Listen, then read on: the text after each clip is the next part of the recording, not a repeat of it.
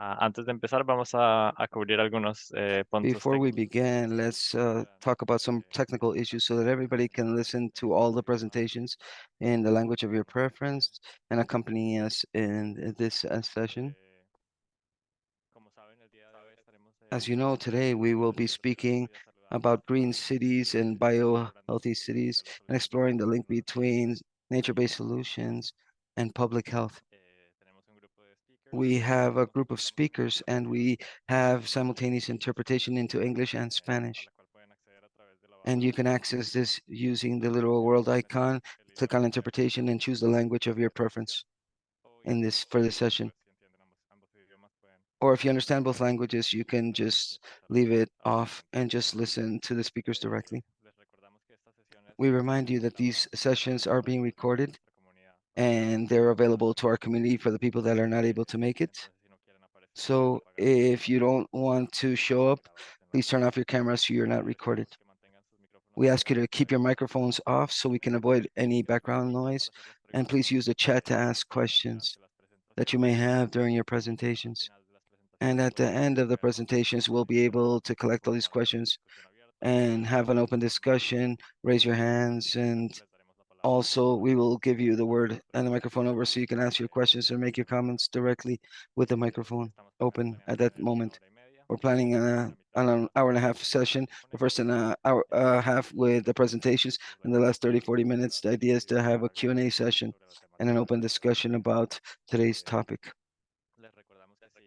We remind you that if you want a certificate for participation, please write the address on the screen, Proyecto Interlas in Spanish at ungl or do it CR. So, and at the end of the session, I remind you that we will share a form so you can provide us the comments of the sessions and what we can improve and anything else that we would like to have for future sessions or any ideas that you have for future sessions. The address is on the screen if you need the certificate. And that's a technical advice. One thing in English to make sure everyone understands. We have interpretation between English and Spanish for this session. So if you want to listen to the interpretation, please access the interpretation button in Zoom and choose the language that you want to be listening to. Listo. Y bueno. Great. And well, in order to begin, as you know, this webinar for Cities Talk Nature is part of the Interlace project. And to explain a little bit more, and so you understand the concepts and what Cities Talk Nature is and the Interlace project is, we wanted to share a small little video, very short video, an intro video for this project. Felix, can you please show it?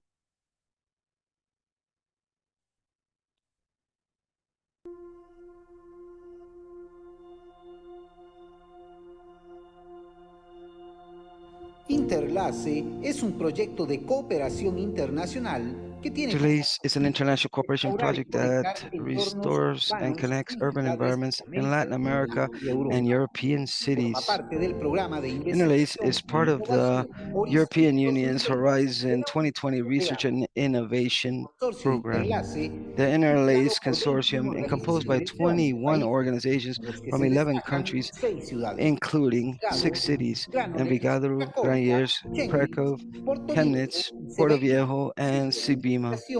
City networks Redes and communication.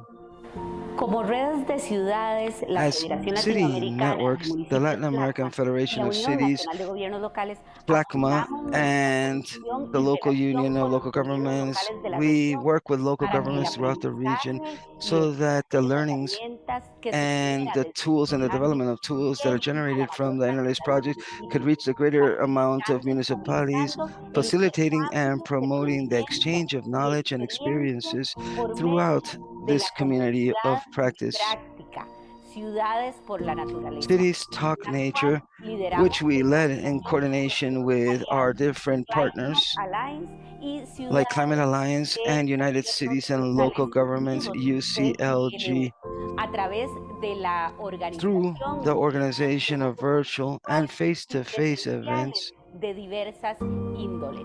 of diverse natures.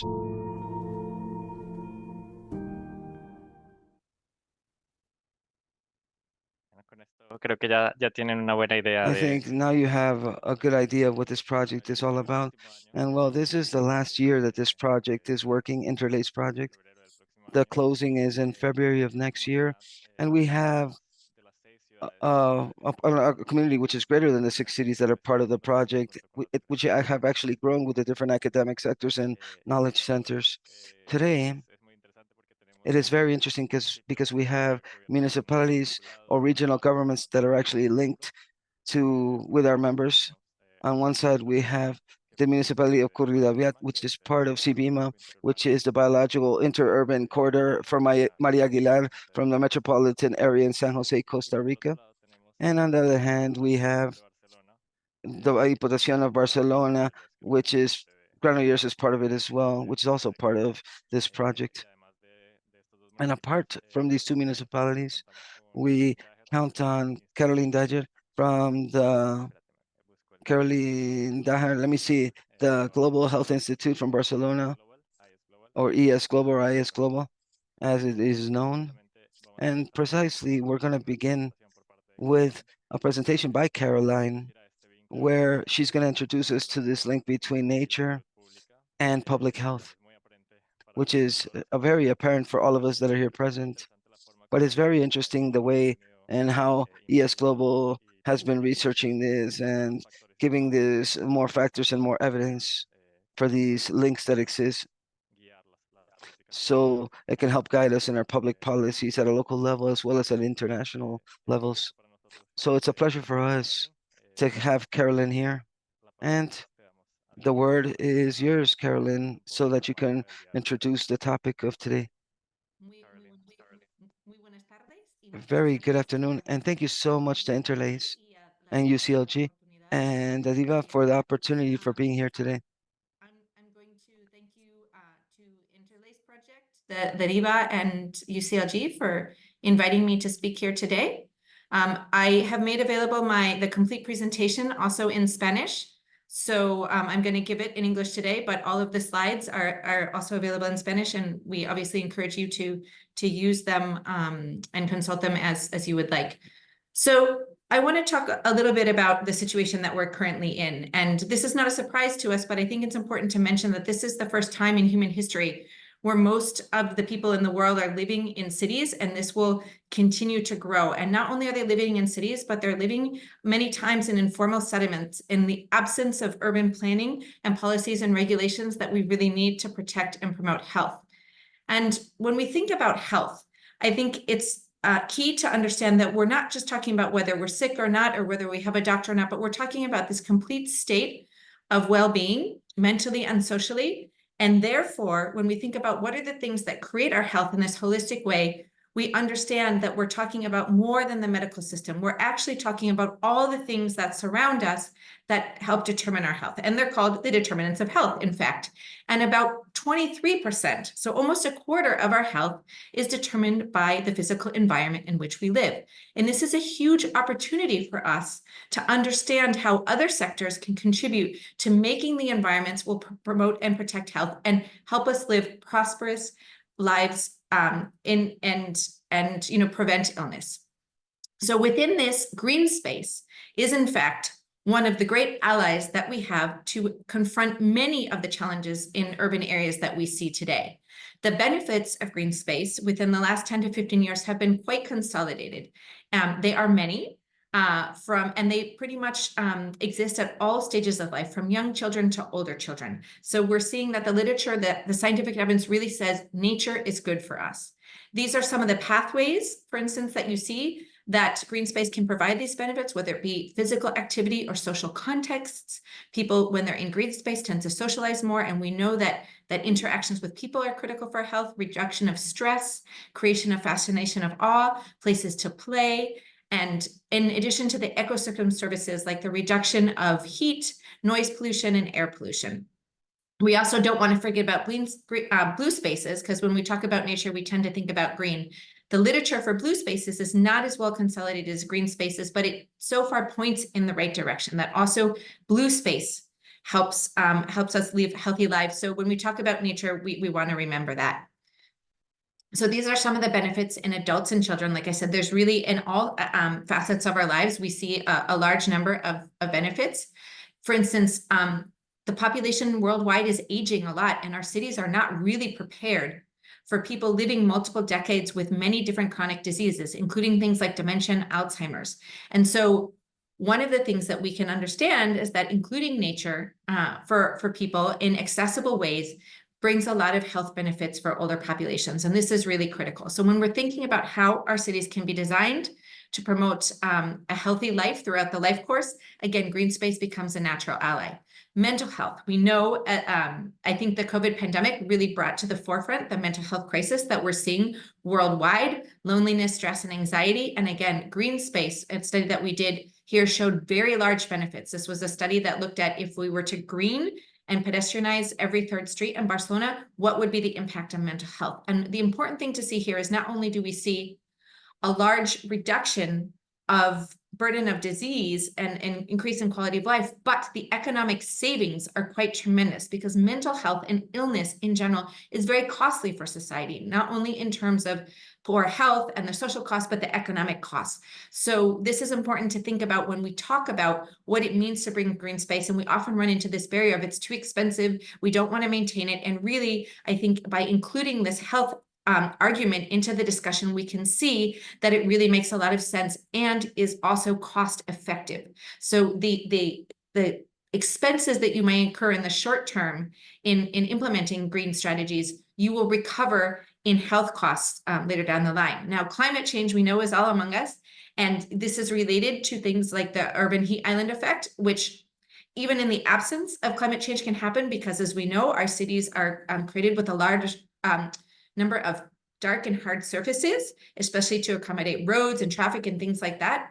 And this traps the heat, and then the cities don't cool down. So we can see significant temperature differences between the urban centers and the peripheral areas. And especially when these temperatures don't go down at night, we start to see mortality and other health problems.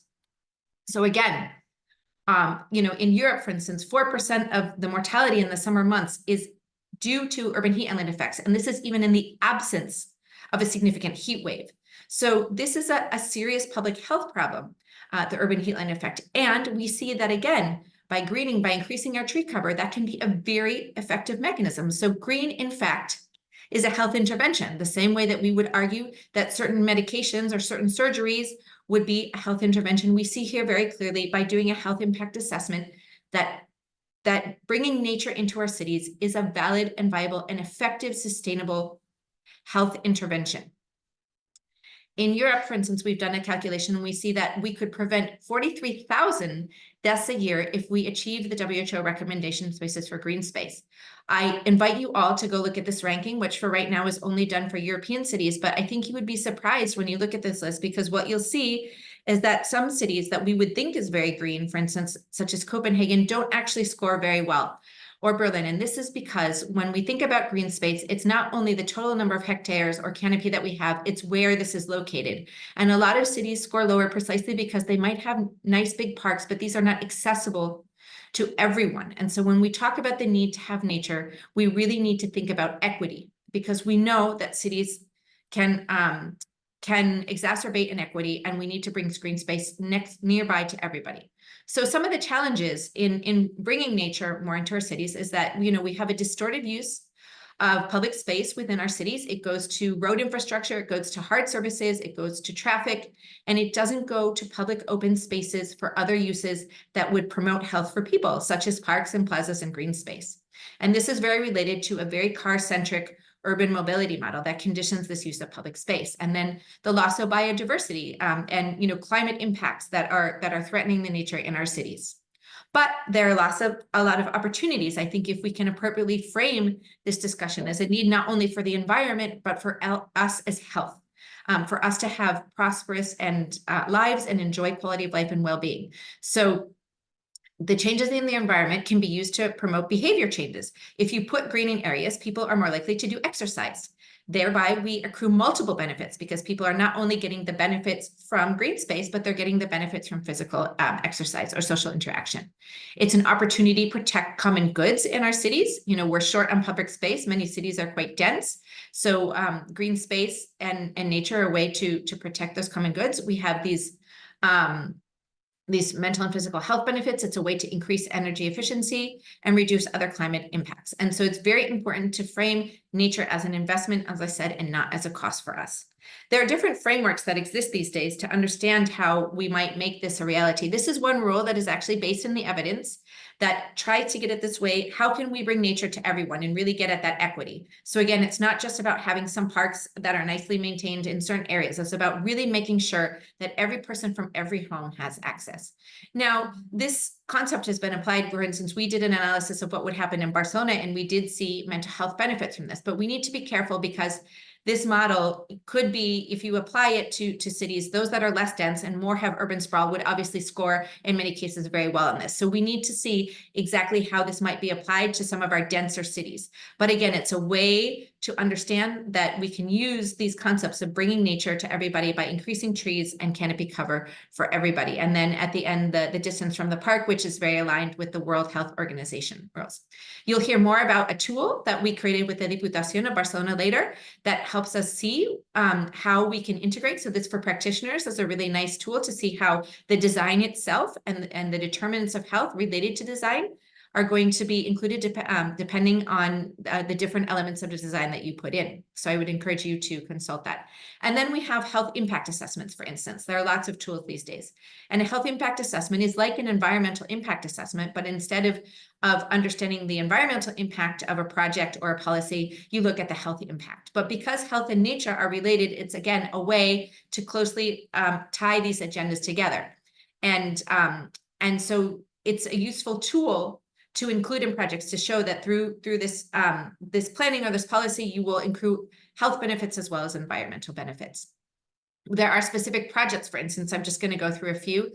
This is one that we're involved in that is looking at nature-based social prescribing. So the idea that a doctor or healthcare provider, instead of prescribing you, for instance, a medicine or something to treat loneliness or mental health issues, would give you a prescription to spend time in nature in a facilitated way. And we're doing a randomized control trial to really see, you know, how this could be benefiting different groups of people and whether this could be then integrated into the medical system.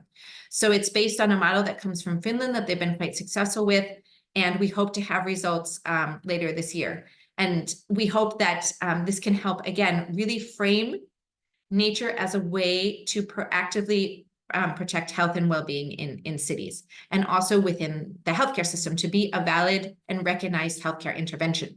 But in order for this to be feasible, of course, we need those who plan and maintain our cities to have nature and these natural spaces accessible.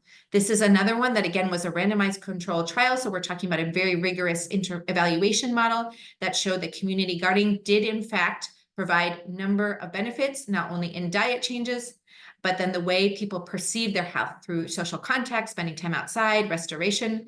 And so again, these are now being legitimized as strategies to improve health.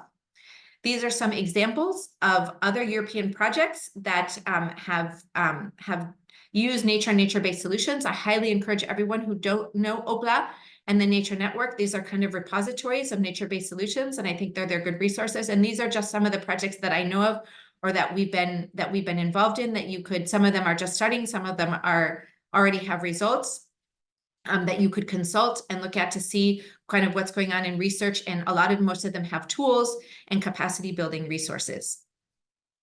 Again, to just mention the health inequalities. Cities really do make inequalities worse. And so we need to think very carefully when we're bringing greening and nature to cities that we make sure that it reaches everyone, because otherwise we can create legitimately important problems such as gentrification.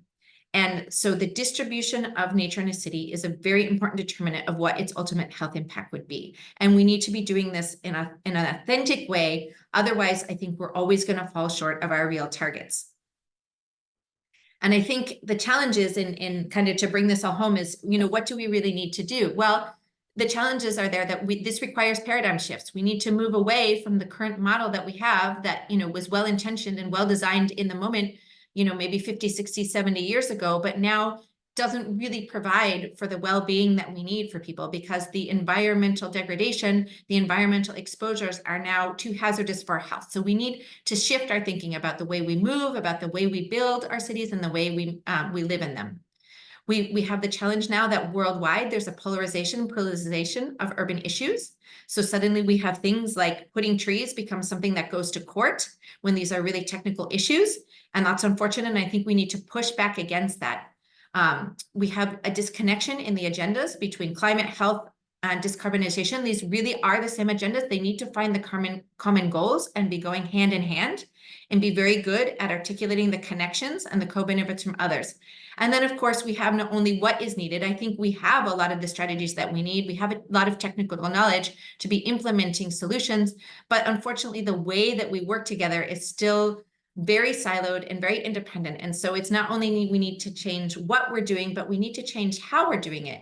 And that is much more difficult because, the way cities are managed, the way that people work together is very entrenched. And it touches a lot of different things that need to change in the very complex system that is a city already. So I think my main points to conclude is that nature is one of our best allies to address many urban challenges. And we really need to take advantage to position and promote health as an effective and efficient entry point for action and transformation in different sectors to make nature more part of our agenda all around. This is a nice little summary of a policy brief that I would encourage you all to consult, that kind of summarizes too, from a forest standpoint, what some of the benefits can be from a health perspective, and then they have more resources. But I think it was kind of a nice global summary of what really, bringing trees and bringing nature into cities can provide for us, and significant outcomes. And again, to fight back against the idea that this costs too much or it will have these negative consequences. Because I think if we're do the spreadsheets and we do the analysis in a more holistic way and not in silos, we'll see that the benefits do greatly outweigh any costs or investments. And I'd like to thank all of our team who are responsible for helping put together this, all the research that we bring together. And I welcome any questions or follow-ups. Thank you very much. No, muchísimas gracias, Caroline, por cubrir tanto en tan poco tiempo. Thank you so much, Caroline, for covering so much in such little time and for showing us that Thank you, life Caroline, for covering so much in such a small space of goes on. And this is something that cities can use in order to also give weight to public policies and green spaces, public spaces, and nature-based solutions. I think that in order to share 3 key points that I think are important in my impression as well. On one side, not only are we speaking about green spaces when we speak about nature, but also about blue spaces. That's important. And I think that for interlace cities, which all of them share this vision and the existence of a river that crosses all of these cities, is something that shows us that there's a huge potential in blue spaces. And what you highlighted as well, that this is an investment and not a cost, that if we actually calculate and we look at the benefits that these green spaces, blue spaces, or nature-based solutions have, then we can actually, well, have more evidence about the benefits that this brings in our public policies and in the investments and the budgets for local governments. And another point, which is also important, is never forgetting that it's not only about having beautiful spaces, but also about accessibility and equity and distribution of these spaces. So thank you so much for giving us all of that vision, a general vision. And before we go into some of the tools and before we actually look at the initiatives that local governments have, or the 2 local governments and regional governments that we invited to today's session before, and then we'll open up the discussion so that we can speak a little bit more about the challenges and the opportunities that you've shared with us. So therefore, now I wanted to give the word over to Montserrat Montalvo from Barcelona, which, as you told us, Caroline, she developed the tools with you together to, and that allows us not only in costs, and nature is an element. For Montserrat, thank you very much for accompanying us, and please go ahead. Buenos días, buenas tardes. Good morning, good afternoon. First of all, I would like to thank the organization for inviting me to participate in this session. I'm going to share my slides. 1 second, please.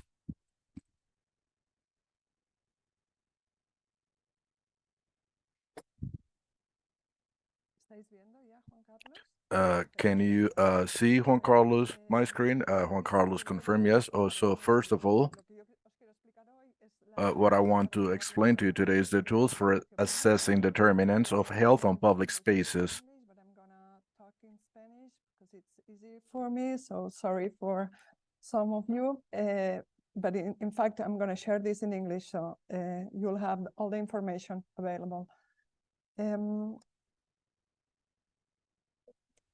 Espera, no, no se pasan las diapositivas. The slides are not, there you go.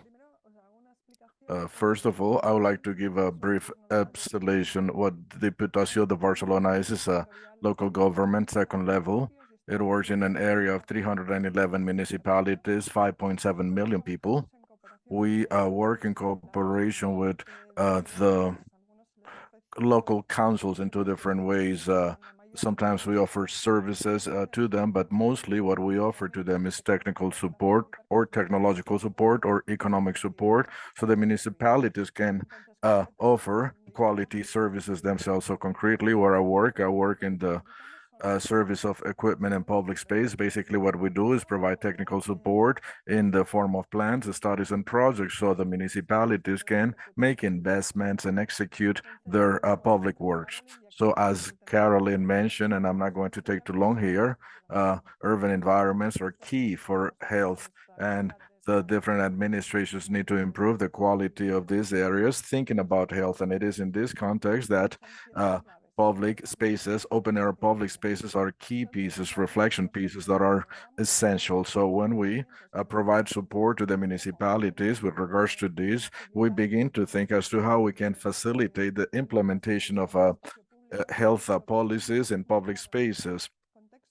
And what we're clear about in this context are the objectives. We want to minimize the impact on health of the current urban dynamics. We also want to minimize noise, air, heat waves, and we want to promote healthy dynamics through the design of public spaces. So we can create new habits in our citizens that facilitate practicing sports, walking, socializing, playing, and so on. So again, and in this context of providing support to municipalities, we created a tool that facilitates how to conceive these acts, how to conceive these reforms of public spaces regarding health. Of course, we were following the 2030 agenda with the SDGs, but we were focused mostly on SDG 3 and 11, guaranteeing a healthy lifestyle or a healthy life and guaranteeing healthy urban settlements. We work with ES Global, and it is, thanks to them. Actually, Caroline was the project leader, and it is thanks to them that we were able to produce this tool, which has to undergo or is about to go on improvement and renovation stage, and which is also based in a revision of the scientific literature. And from there, again, we looked at the factor or the elements of public spaces that affect health, and we grouped those factors in packages, which we call determinants, and we transfer this to a questionnaire that enables technicians assessment of those public spaces that are going to be renewed or transformed. The determinants that we group were at the end 7. Environmental exposures is one of them, community the second.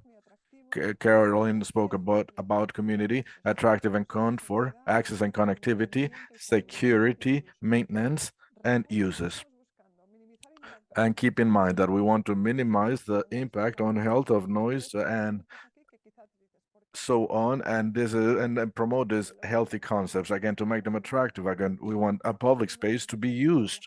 That's one of the objectives, for people to go out into the streets, to participate, to sit down on the street, to speak with others, to play, and so on. So based on that, what we did is, yes, each one of these determinants, we looked at the contents of that determinant. We looked at the aspects that we needed to focus on. For instance, in the first one, with regards to environmental exposure, we looked at thermal comfort, noise,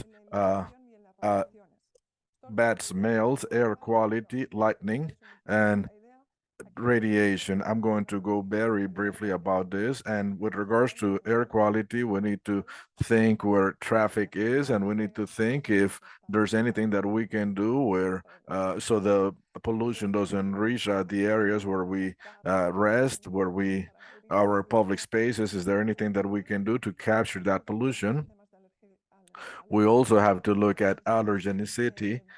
We have to keep in mind or make sure that lighting is respectful of the environment. We also have to make sure that these places are not near radiation elements. In other words, it's a mix of many different concepts that we try to group under 7 categories. So we ask questions about all the different contents that relate to tabs or parts of other determinants. But again, what we were trying to achieve was a global vision of all the factors that can affect our health and that relate among them and that relate to the actions that we are going to conduct or that we might conduct in the public spaces. So again, we detailed each one of them. This is with regards to safety.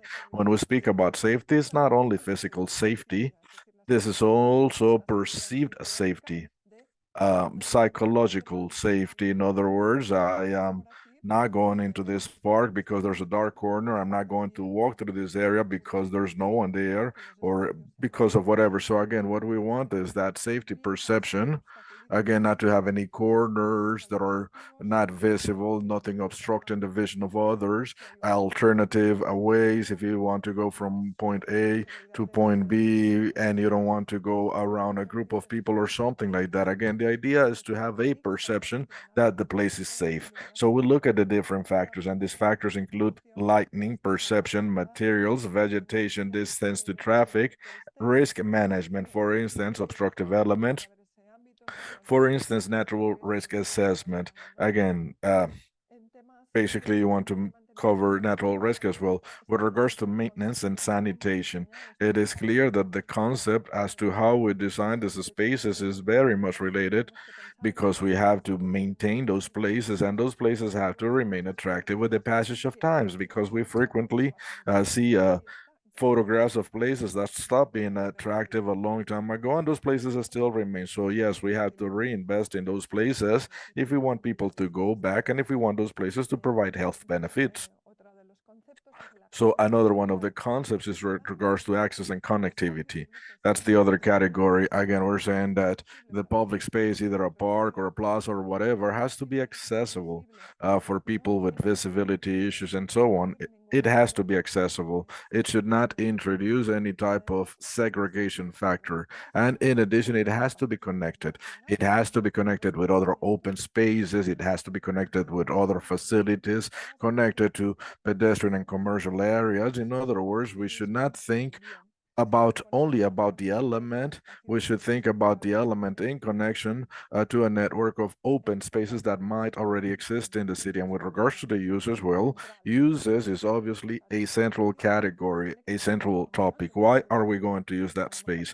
The space has to have a function. It has to be usable. Perhaps it's usable for children. It's a place for leisure. It's a place for socializing, for X or Y physical activity, for pets, dogs, whatever. We have to think about the elements that we need to support those activities. Do I need tables or do I need perhaps a slides or do I need a shade? What do I need to accommodate those functions, including green elements? And for this type of design of space, we also have to think about the community. Citizens' participation, both in the design as well as in the maintenance stages, are elemental to generate a sense of belonging to the place and a sense of ownership from the community. Because again, this creation of this space itself generates getting to know your neighbors and generates community and generates health because again these relationships are being formed. But in addition, incorporating citizens, including citizens, generates a recognition of the memory of the place. In other words, to give value as to what happened in that place, what is happening in that place. And this might also lead us to think about the polyvalence of the same space throughout the day. In other words, how the space changes through the days or through the months. Maybe in summer is good for this and in winter is good for that. Another fundamental part is comfort and attractiveness. That's another basic category. It's not simply placing a bench anywhere, as we can see in the first images. It's not simply setting up a playground anywhere, because nobody might want to play in this place where it is so sunny in the middle of the day without any benches or trees. So we have to integrate the environment.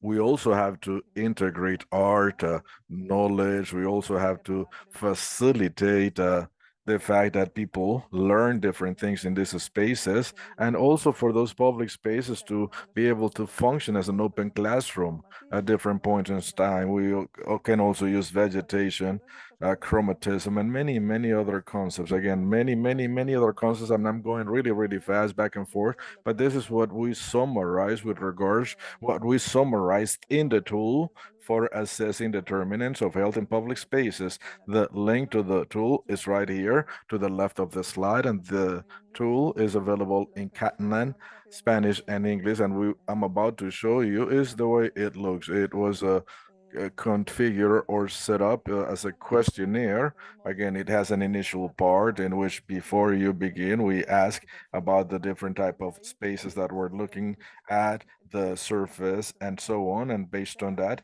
the system selects different questions. And we begin with the questions for each determinant. For each determinant, we have a set of questions that has to be answered. Some of them are linked to support documents, some of them, not all of them. So again, some questions linked to support documents to facilitate information to be able to answer properly. So again, you complete the answers, you go page by page, safety, maintenance, uses, community, and so on. Again, the 7 determinants that I mentioned before. And at the end, the system provides a report of results that appear as a report. Again, the format is report, so we can see global results and we can also see partial results. And this enables us to look at the score or the assessment for the space as a whole.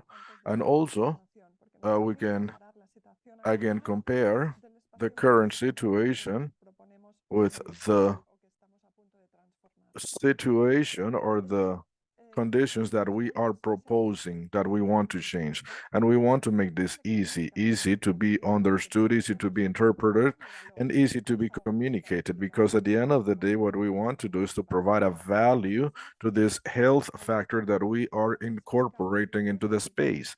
Again, the idea is for the technicians, the technical people, to be able to explain easily to the administrators what the objective is, what we are going to gain with planting X amount of trees. Yes, that is going to cost, or it might cost a little bit more, but the benefits are going to be well worth it. Here we can see an example. Here we can see how this triangle park, or again surrounded by traffic with access to commercial space, to bars. Again, we remove the protagonism of vehicles, and we can see the changes. In this case, it was easy. It is not always easy. In this case, a specific case, it was easy. Again, it is not always easy. And we as technical people, and I'm speaking as an architect, but we should be able to analyze why we haven't been able to improve X or Y point, but I'm going to show you additional examples. Juan Carlos asked me to present examples. As I mentioned before, we do technical work for municipalities. We prepare urban green master plans. We also work with stream projects. We work with pacified streets and connectors, parks and squares. We also integrate sustainable urban drainage systems. And we have also worked a bit with green roofs. And I'm again explaining this really fast. I'm going to go over some anecdotes really fast. With regards to the urban green master plan, in the case of Granollers, they do have an urban green master master plan, we have again worked with more than 50 municipalities, and our objectives are clear: to improve quality, proximity, and coverage of plant quality, proximity, and coverage. And we define a global strategy in which we include as many participants as possible, not only planners, but those that also provide maintenance to it. We also define the short-term objectives and midterm objectives, and in some cases, we define specific actions as to what actions to undertake for the city to increase its quality of its urban green. Again, for that, we do an inventory classified in different typologies. The idea is to understand and know exactly what trees are, to know their condition, the different types of trees, and then analyze that data. So, for instance, with regards to, we go all the way from species concentration all the way to coverage per inhabitant. Yes, we can definitely measure this many different ways, and this is debatable. And but what we currently, this is what we currently have, and we would definitely like to work very much to be able to work with real plant coverage. But for that, we would need a more technical tools. Well, anyway, this tool enables us to understand well our situation, our current situation, and based on that, we can establish proposals, connection proposals with regards to pacified streets or reincorporation of streams, or with regards to the relation to the environment and permeability with the environment, but also to increase urban circuits, pathways that people can walk and that can include a plant vegetation. Is this the solution? Well, there's always a afterwards work that has to be done, but this provides a global vision as to how as this has to be developed. Another thing that I wanted to speak about is the topic of blue routes. Blue routes is a topic that some colleagues in Barcelona developed, and what they're doing, they're working on the continuity of a river, Llobrera River, with two of its affluents, Cardenas and Noya. This is 200 kilometers of uh, path paths that people can walk or ride on bicycles, and the idea is to respect biodiversity and connectivity and integrate the close by patrimony, and also integrating the tourism potential of these routes. And again, as I mentioned before, this is something that is being developed by some colleagues, and we also have another concrete case, and that is the urbanization of one of the doors, access doors to one of these paths. So again, what we did was an urbanization project for one of those gateways. This project, exactly what it does. Again, we have a built environment, an environment that had, again, this urban layout in which it was not consolidated. These are really well streets that take you nowhere. And when we began to implement blue pathways, blue routes, we wanted to provide continuity to this road right here, the one that you see in brown along the river. And this zone right here would be stopped because of this road. And what we have projected is, as you can see, we want to erase literally this street, and we want to give a more natural river margin and more integrated with the pathway. And again, the bicycle route and walk pathway would be right here in yellow. And what we would do would be deconstruct again or eliminate this street, work on the profile of the street right here. We can see the street. And the idea again is to erase, to move earth, move the dirt ground, and to create also a river amphitheater, sort of like a place for you to like a view place. And again, we're also working with ditches, with gravel, vegetation, and this is sort of like the image of what we would like to build here, again, with gravel around the river. And this is something that Juan Carlos mentioned before. Again, many of the cities in the project, as Juan Carlos mentioned, are working with rivers, next to rivers. So in this case, we were able to receive or get good tools, good results from the tools from the tool in all the fields that we analyze. But again, it is not always like that. This other example, we also were quite successful when we used the tool. But let me go to smaller cases to illustrate that any type of operation would be benefited in terms of health. Again, municipality of 2,300 inhabitants, no plaza. What we're looking at is a parking space. And our idea is to generate a square in front of the church to remove the cars from here and to generate a shaded living space. So again, this is a project that has been executed. Here we see some of the images, and here what we achieved. Again, we move the vehicles to the periphery, and here we have a square area and a garden area. Yes, hard surface on the square because it has to host activities that could not be handled. Otherwise, we need this hard space for parties, market activities, and so on. But the idea is to integrate everything else. We have this irrigation. Again, the idea was to have a pond, but um, and again, this is low maintenance and a couple of more examples, and I'll be done here.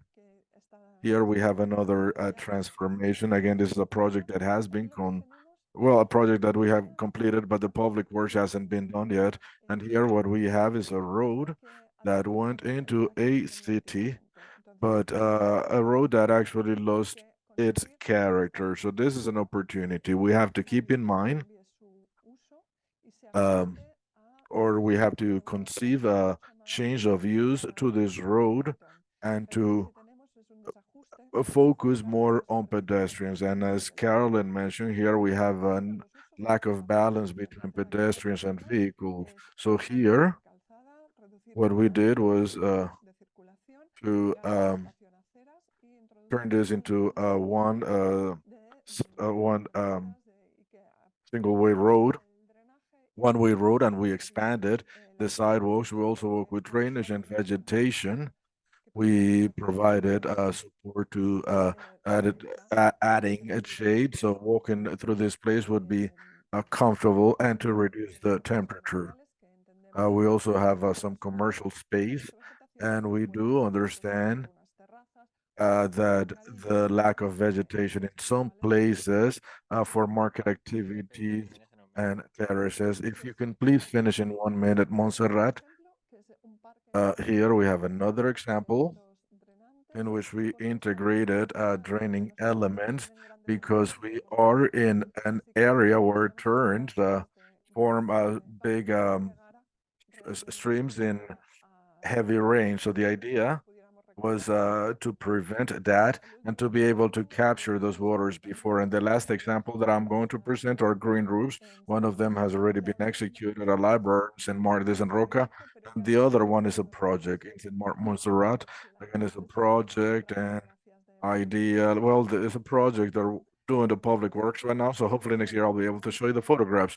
And to conclude, well, what we want to do is to include health standards and also to share knowledge so we can create a technical and political collective group that is aware and capable with the know-how we want to influence public space plans with contracts, and we also want to raise awareness of citizens so we can reduce resistance to change, and so we can explain the benefits obtained through actions that perhaps they might not be accustomed to. And with this, I am concluding, and I would like to invite you to use the tool and please introduce, even if you can't, small actions that are aimed towards the implementation of health factors in the public space. And with this, thank you. Well, no, thank you, Montserrat. Thank you for including those examples to help us understand the use of the tool. Very, very interesting that it is a tool that is available for the public in 3 languages, so they can use it in their own spaces and see how all these elements can be valued, to see how the diagram can change based on the interventions and to also see how it can be used to compare different proposals for the same space. I would also, well, yeah, this would also highlight some conflicts that, and it is good to be able to see them. Again, sometimes there's other uses of a public space for cultural purposes and for other historical reasons. I do know that we have some questions, but questions are going to come at the end of the next presentation. So with this, we'll continue with Curridabat. Curridabat, as I mentioned, is on the other side of the Atlantic, Costa Rica, and their focus, their strategy, we have liked it a lot, and they call it Curridabat, Ciudad Dulce, or Sweet Sweetie. Curridabat, Sweet Sweetie. So they're going to explain this strategy to us as to how to join health and nature, how to bring them together. Thank you to all the organizations that are making this meeting possible. And on behalf of our major, Jimmy Cruz, thanks for the invite. What I'm going to describe is a bit of history. I'm not going to go into specific projects per se, although I do have some examples, but I'm going to present more of a public policy perspective and a development model that is proposed by this project of Corridabat. Sweet Sweet is not a brand, it's not a program, it's not an initiative isolated in the municipality. No, what it is a development model implemented through the planning tools of the municipality. Um, this includes the strategic municipal plan as well as the zoning plan, and this also includes a short-term, long-term, and mid-term plan. So I'm going to begin passing slide. So to tell you where we are located, understanding that we're all in different continents, well, we are in Central America. As a matter of fact, close to Curridabat, the actual center of the continent, and this is an area that is called Ocho Mogos. So we're very close to the center of the country, as well as to the center of the continent. And again, this is our geometry, geography, and geology. And this a place that we think that has quite unique conditions that have enabled us to produce this vision. We want to answer this question at Curribada, Sweet Sweetie. How can we add value to the planet instead of subtracting value from the planet? In the prior presentations, we have seen that cities, in addition to being our habitats, places that we build, have many contradictions with regards to our quality of life. Sometimes it seems that we build these habitats to be unhappy. So we have a vision not only to see our well-being and our health included, but also to see all the territorial agents and all the phenomena and all the planetary systems as objects that can provide us with well-being and with health and with development. Curridabat, well, our metropolitan area has a morphological characteristic that is quite interesting. We're sort of like a collection of islands in rivers, among rivers, and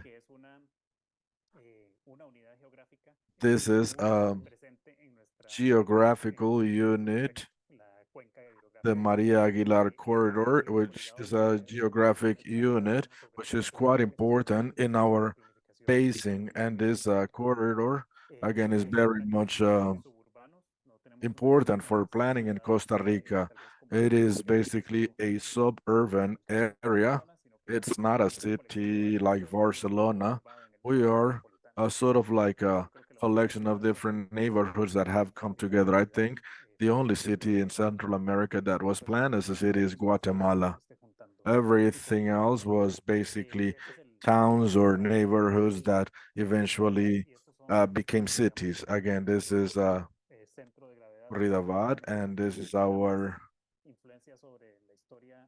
the place that generates the most influence with regards to the geological history of the city, which is Irasur volcano, which is towards the east of the city. And we have conducted plenty of studies which have been systematized through different initiatives. And again, initiatives that have analyzed a phenomena that occurs in the territory. For instance, we have analyzed the topic of heat islands.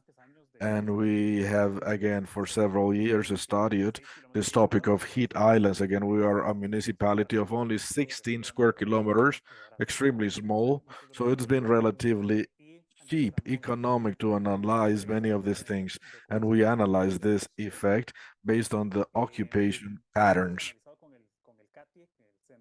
With Katia, Katia is a center, is the center of ecosystemic model.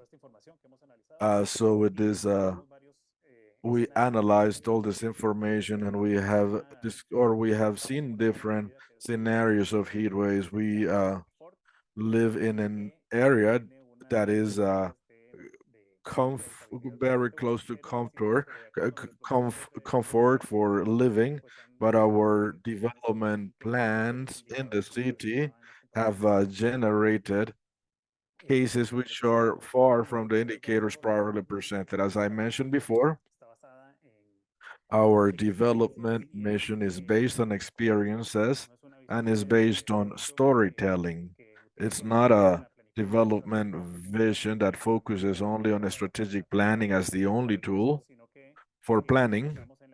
Instead, we base and focus on the experience of people or the experience of the most vulnerable archetypes, most vulnerable in our territory. In the center of this vision, we have nature, right? Nature is the center of our planning, basically our inspiration to solve all our problems. And we also have a vision of nature in which we include ourselves because it is necessary to change planning paradigms in which we center only on people. If we do not focus on well-being, if we do not focus on well-being and on the other indicators, and on indicators for the other species, we might fail in our attempt to tackle all the challenges that cities have. And based on this vision, we promote again connection with nature, connection with the place, connection with feelings, and connection with the governance means, because we understand that we are a political entity that has to provide tools to citizens so they can be part of the construction of their own territory. In the outer ring, what we have are the strategic experiences that we want to change, regeneration of soils, access to different desired places, productive projects.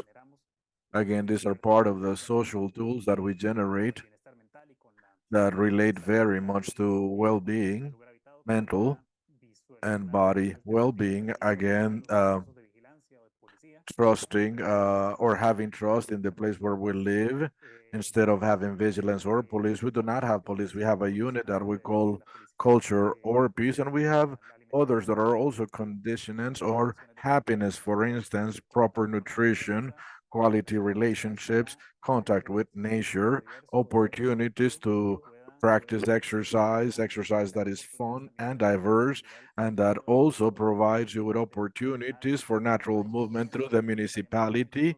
And this is from walking to dancing. For us not to only focus on, say, sports spaces, now we should also focus on all spaces where there's places for physical diversion, for physical fun. And again, the two other experiences also mentioned with regards to aesthetic dignity, which is again this right to beauty, beauty in the landscape and beauty in the public works that we construct. So I think that we can improve in all these things. And again, this is a fairly recent strategic plan, which is a challenge that we're working on for our future. The idea is to also generate an organizational culture that reflects the vision internally in the municipality. These experiences and these dimensions affect the life of many archetypes of many humans, humans and non-humans in Corridabad. So we're focusing on improving the experience of a water balance for Rocio, a 42-year-old woman who recently lost her dad, who is having difficulties adapting to society because she was always protected by her dad. So again, this is the water drop project. She also has this condition of hearing disabilities.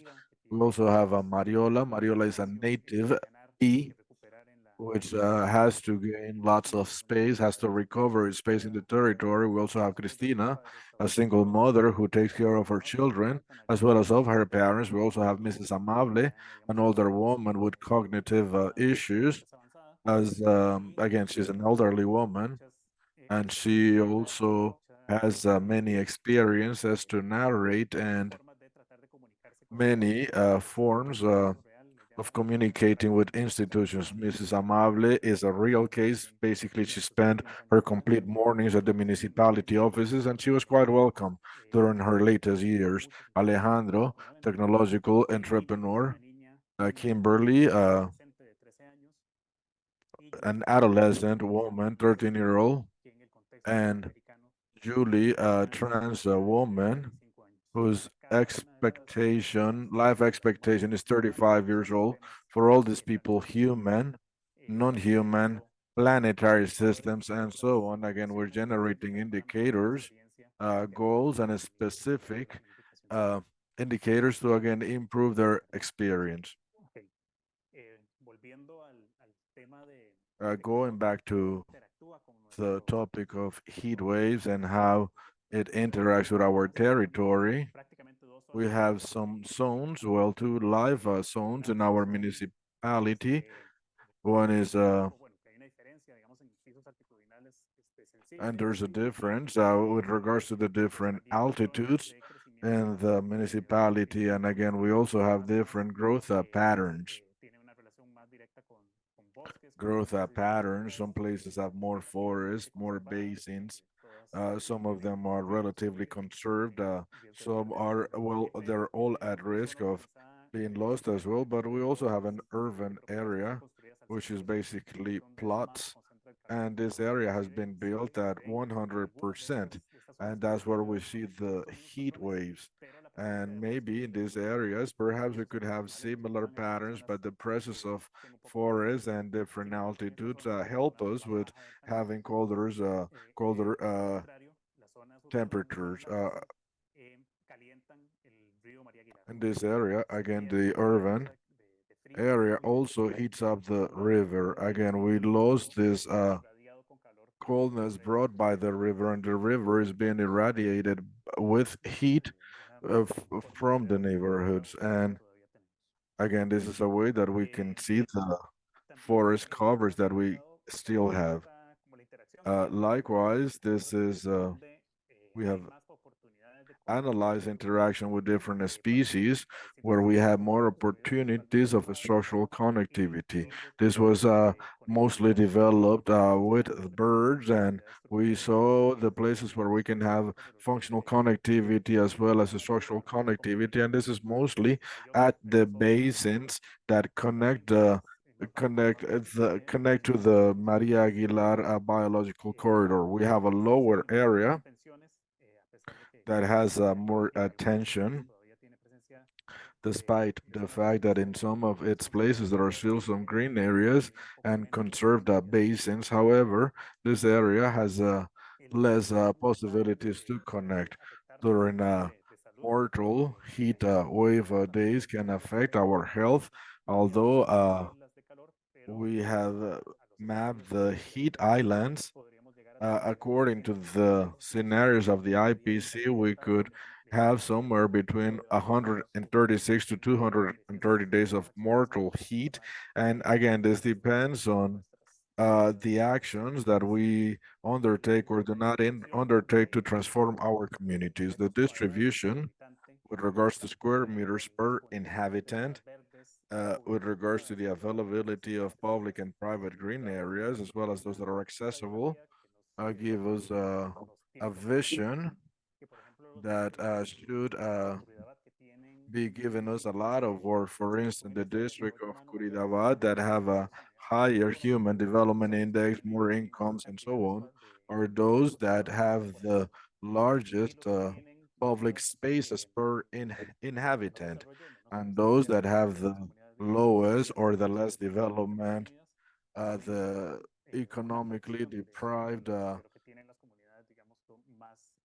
places are the ones that have the lowest amount of public space. So again, this implies a huge task with regards to the redesign of these communities in which we can still generate spaces, but this also indicates that we do not only have to acquire properties to generate these public spaces. In addition to that, we have to make the human spaces or the built spaces behave similarly similarly to the life zone in which we are.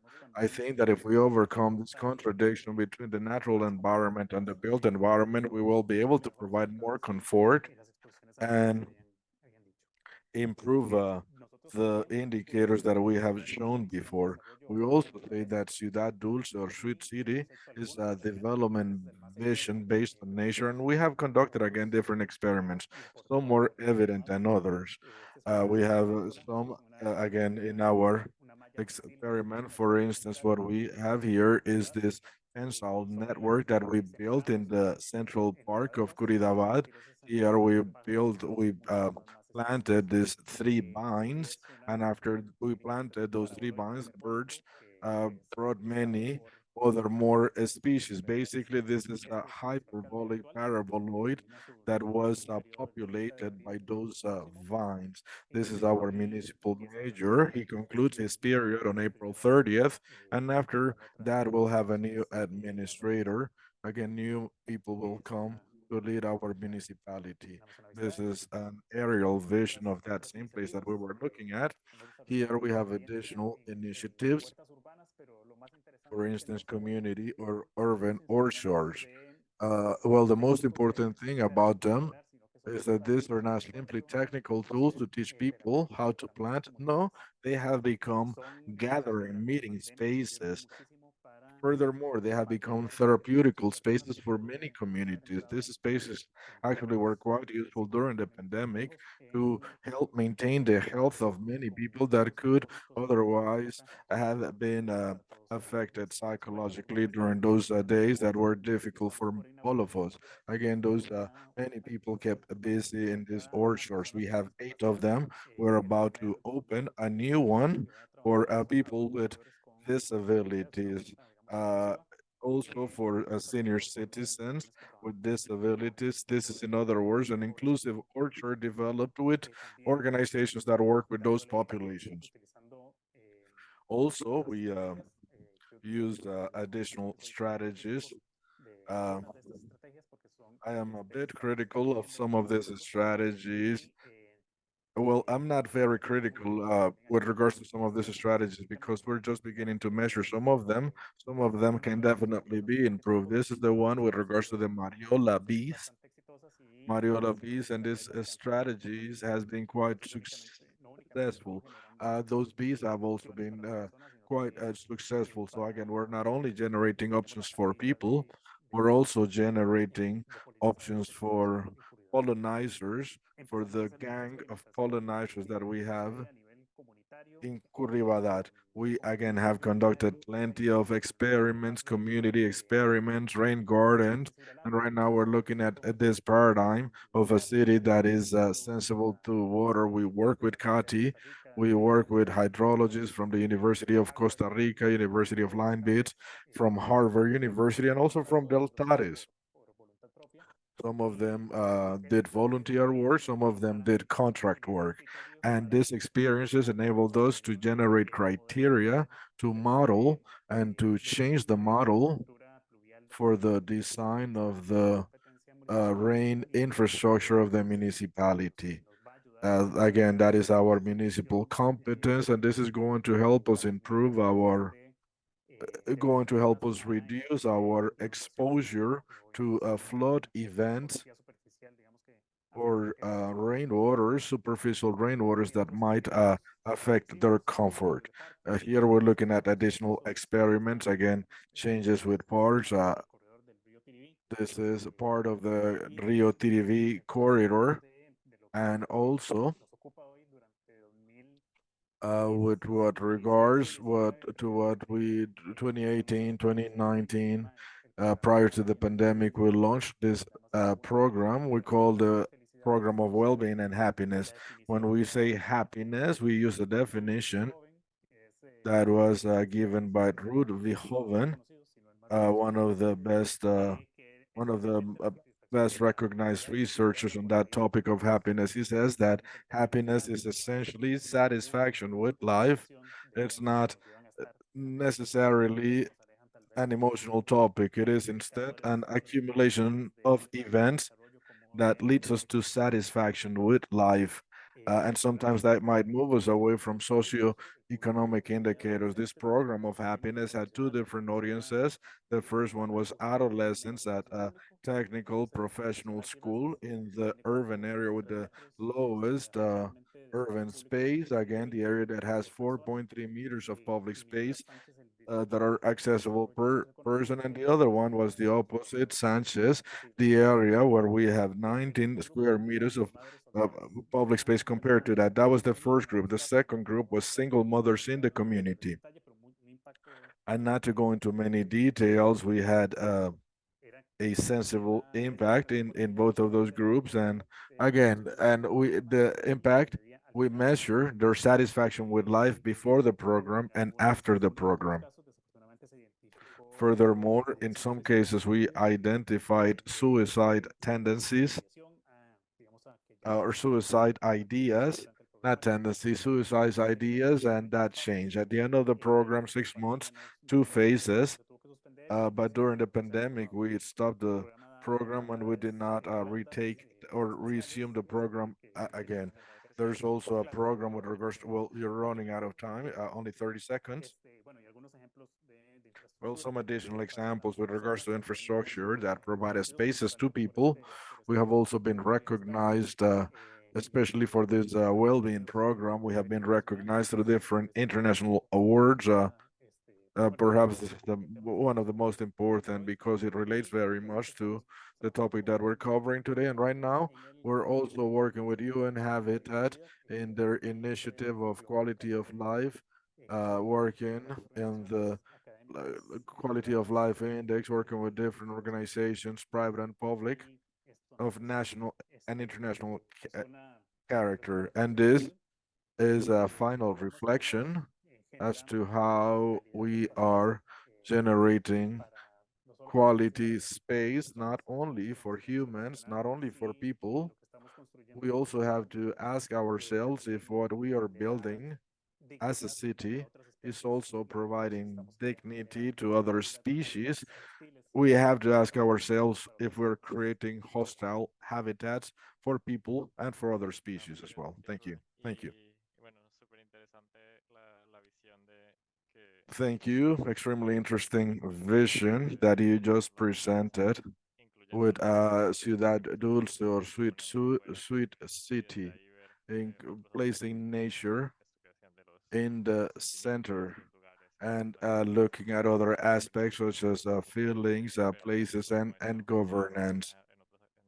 And to see how this is reflected in other activities is good. And actually, the last part with regards to the youth program, I also connected it to one of the projects that Carolyn mentioned with regards to prescriptions. So maybe those two projects, maybe those two projects could be related, or perhaps yeah, they could also help with the prescriptions for people that have stress or other mental issues or other stresses that different populations might endure. We have 15 minutes for questions. I would like to open the space for questions to from all the participants. Some we have some specific questions on the chat, but you can also raise your hand if you want to ask a question, and we will give you the word.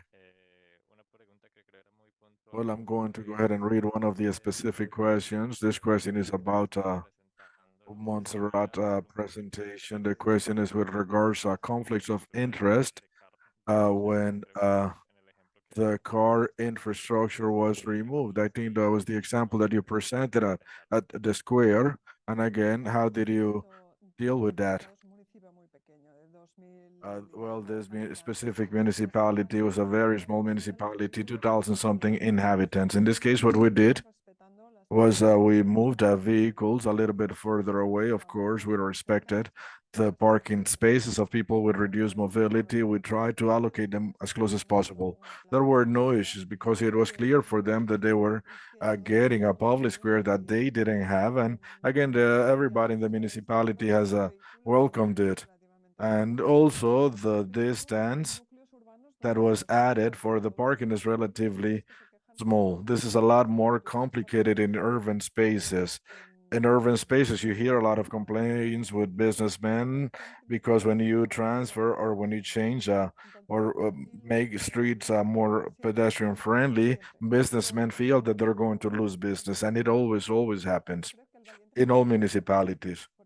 I think that the bravest one was the first one because the first one showed that businessmen were not going to lose business. So at the end of the day, we are gaining these spaces and we are sort of like re focusing the type of business, but the business remains. And as a matter of fact, many of those businesses have increased. So we have to uh, find the right way to show our projects. There's another concrete question that I read in the chat.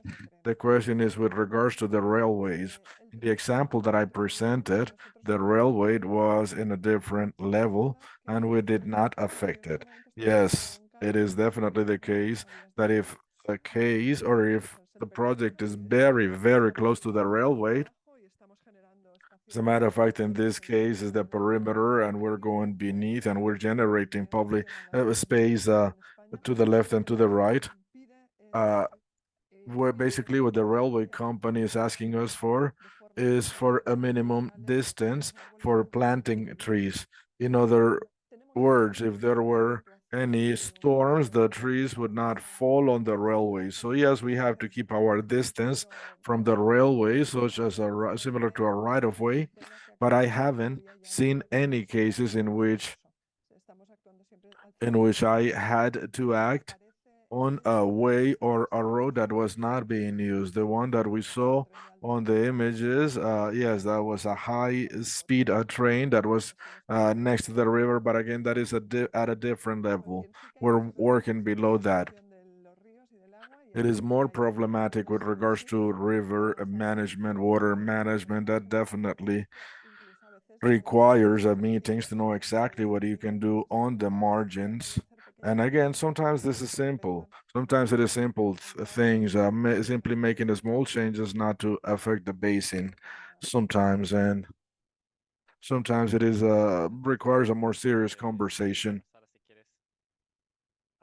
Well, Sara, would you like to ask it directly? I believe that all the presentations were extremely valuable. We are very happy that we recorded this presentation so we can use them again. Also, the preparation of the images that you presented, and yes, they all promoted the same thing. Uh, yeah, one of the few things that we can do with regards to climate change and this climate crisis, one of the few things that we can do is, yes, to include nature in our cities, to improve our health and so on. So my question is with regards to governance and the multiple levels. In Spain, for instance, there are many different levels of governance. In Costa Rica, there are not so many levels, but likewise, I believe that it is important to speak about those as well, because municipalities that are close to or that are close to the demands of population, demands for green. Well, some municipalities say that they cannot do it because there are instances, the Generalitat, Redfe, the country, the nation, and so on. So yeah, there is that part in Spain that, again, in Costa Rica, well, they have Sevima for that because the articulation between the nation and municipalities is not easy in that country. But we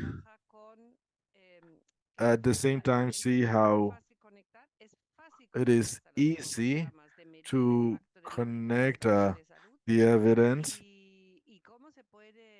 and how these issues can be overcome, because I believe that many things are lost in those bureaucratic elements. So again, this is a question for the three of you.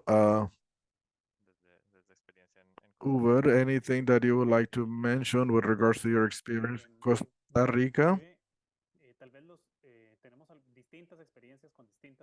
Yes, we have different experiences with different entities of the central government. Some are quite cooperative, and it's been a laboratory that we have developed jointly with them to implement solutions to social problems. But yes, infrastructure is quite delicate in our case, and there are many, many things that we have to obey because we're sort of like the middle between the east and the west. We're the gateway between these two valleys, the Central Valley and El Guapo Valley.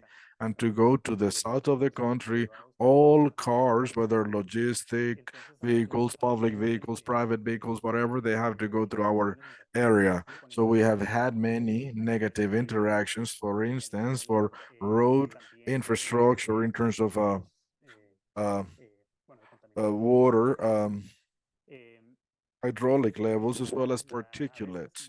And yes, sometimes, yeah, government is designed to be horizontal in my country, in Costa Rica, and there is plenty of resistance with regards to coordinating solutions with local governments. We have traditionally worked well with those that work with territorial planning, but we haven't done so well. Well, that's part of the design. Again, infrastructure and planning. It's not articulated, so sometimes it's difficult. Amante, go ahead, and then Carolyn, you can go ahead and speak so you can connect a little bit all these experiences that were mentioned. And again, we're running out of time, just to let you guys know. Well, on my behalf, it is definitely the case that Spain is quite sectorized. All the competences are quite sectorized. But what I would like to emphasize is that the autonomy of the municipalities to conduct actions that are aligned is still quite big. For instance, urban planning has to go through the Generalitat, which is a second level government. However, once a planning has been approved, many of the actions that you have seen have been done through planning that has been approved. In other words, what can I do in a street with regards to what public works is to transform its section. In other words, if I have a two-way street and sidewalks that are a meter and a half wide, but if it is only a one-way street with 30 and sidewalks are 4 meters each, I mean, this is still a street. So you have to somehow play around with all this. You have to see where your limit is, and you have to see when you have to knock on the same door. And this is an example that I presented with regards to this is the margins on the rivers or the margins next to railways. But there are additional agents. But at the end of the day, with the Catalan Water Agency, again, we frequently meet with them. And if you begin to speak with them, early in the project and you integrate their guidelines, it's not that difficult. And in general, experiences have been quite positive, and I encourage you to continue making changes. And even if these are small changes, again, you have to determine where your competences are and determine what you can do that is inside 100% of your competences. And there's plenty, plenty, plenty that you can do. Well, thank you, Montserrat. And again, seeing it from a positive light and integrating them from the beginning and having them as allies instead of resistance. Yes, that can definitely lead us to changes in regulation. Thanks for sharing that. And well, we only have 4 minutes left. So Caroline, we would like to hear from you if you can link all these experiences together. Again, these experiences and again, how can cities continue promoting these green public spaces that help with public health? Please. Sí, muchísimas gracias por estas. Thank you very much for these presentations. I do not have a magical answer. It is, as I said before, we have more strategies with regards to what we can do instead of how we can do it. Yes, we know many things that we can do. And yes, the governance models are the models that we have to develop differently so we can implement all these things, because I do believe that there is an urgency. For instance, what Costa Rica mentioned with regards to the heat problems, climate changes, and the real impacts that they have had on the quality of life of people. So yes, we should give more urgency to these solutions. And yes, what I'm saying is that we require to work differently among different sectors, and this requires time. This requires a process of trust building or developing a common language of having time, and it's not easy. It's not easy. You do not need much financing, but you, for instance, need a little bit of space, yes, a little bit of budget, and more than anything, you need to remove the polarization from this topic so we can be continuous. Because if every 4 years we change the color of our flags and planting trees, if planting trees it's related to the color of your flag or not, well, that is quite difficult. And to me, it is quite difficult to build that vision. I believe that we have to build this vision. Citizens as well as politicians need to know where we want to go. We need to determine what the final vision is, and it's been clear to us. In Costa Rica, for instance, they want a place for happiness and well-being, so we have to look at the specific strategies to reach that vision, to reach that place. And based on that, for instance, we also have to keep in mind citizens participation, for instance, uh, that includes uh, placing or making citizens the center with regards to capturing information. And for instance, you can again make them aware as to what the temperature is or what the noise is. And when you present this to them, again, that gives more weight to the argument. So I believe that yes, the scientific community also has to be adapted, because we have been there's been many years during which investigation or research has been quite distant from politicians and from citizens. So the idea is to bring this information closer, and more initiatives are working with research. And again, the idea is to continue working on this, to find new ways of working and to be optimistic. And as said before, to continue working, 8 years ago, we were this weird species, and we have advanced a lot. We have advanced a lot in this time, and we have implemented beautiful projects with them with relatively not big budgets. And the idea is to also, again, continue working. We have been here for many years, and to create these practical communities. And as I said, they're not easy to be built, but it is definitely well worth it. Well, thank you, Caroline, and I'm about to switch to English because we have talked in Spanish most of the presentation. This last issues that have been coming up about, the governance, also like it's coming up in the chat, and this, like the science, bringing it to both citizens and like local leaders, politicians, and local governments. So I'm very glad that we are working on that through the Interlace project. For those of you who don't know or are new to the Interlace project, there is actually a urban governance atlas that is collecting. I think it's more than 100 already. Like, I think much more than 100 examples of governance mechanisms to foster nature-based solutions or manage nature-based solutions. So I invite you to look at it for other inspiring examples. It's also in the Interlace Hub website, and you can access it both in English and Spanish. And it includes some examples of what you were saying of citizen science and of different levels of government working together. So with this, I would like to thank you all for joining us today. The next webinar, it's gonna be in April. We will be sharing the details by email, but it will be part of this the Nature of Cities Festival. So it will be a couple of weeks full of different events. So the way of connecting to it will be a little bit more complicated because you have to join the festival in order to access the webinar itself. And we will be looking at how different like technology or different methodologies can help us bring the ideas and visions of citizens when we plan those nature-based solutions interventions. So for those of you who have been to events of Interlace, you have heard of how Minecraft is one tool that is being used to kind of bring the ideas of youth and children around nature-based solutions and how to transform different spaces. So we'll be introducing a little bit more of how Interlace cities have been working with this and bring other examples of other tools, similar tools, helping with that citizen participation. So we hope you can join us. It's on April 22nd. Thank you for putting that up because I wasn't sure of the date. And we will be sharing all of the slides of today via email. Probably not this week, but next week once we put it all together.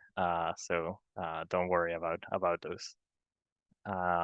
And the recording will also be available online. So thank you very much.